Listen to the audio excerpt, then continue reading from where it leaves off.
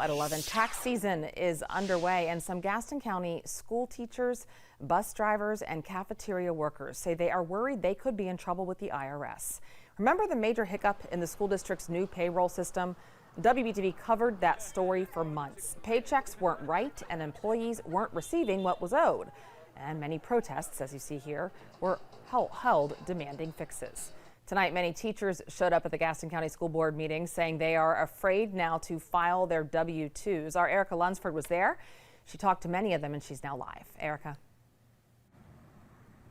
Molly, that's right. Many teachers shared their disappointment to the school board of over 1,800 payroll incidents reported. Now, most of those have been resolved, but tonight I learned there are still a few hundred that are still being sorted out. However, everyone says they are worried about their W-2s, filing them. And if, a messed up paycheck will mean messed up taxes. It's a fair concern. This all started 13 months ago, back in January of 2021, when Gaston County Schools made a switch to Oracle to process payroll.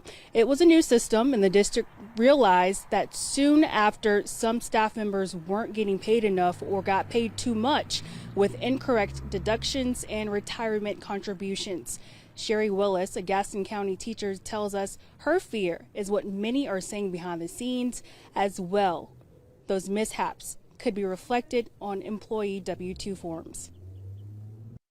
I don't want to mess around with the IRS, and I'm not a tax accountant, and so I'm really scared filing my taxes, not knowing if it's correct, and being liable for that if I do and something's wrong. There's questions about what should I owe, when will I get my taxes back out of that. It's a big mess right now. At tonight's meeting, Gary Hoskins, the Associate Superintendent for Finance and Operations for Gaston County Schools, says aside from the incorrect deductions and overpayments, other individual payroll issues also included comp time pay rate and leave balance accrual. Hoskins says the school district is still trying to correct the nearly 500 cases that aren't fixed yet. We are currently working on filing about 30 Form W-2Cs. Those are errors that we are aware of.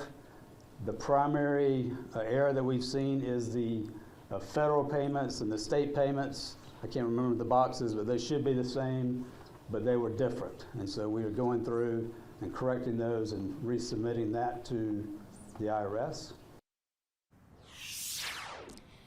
It's not clear if the district will continue to operate with Oracle, but Molly, some teachers shared tonight that if things aren't resolved by the end of the school year with their pay, they might have to stop teaching. Molly? Erica.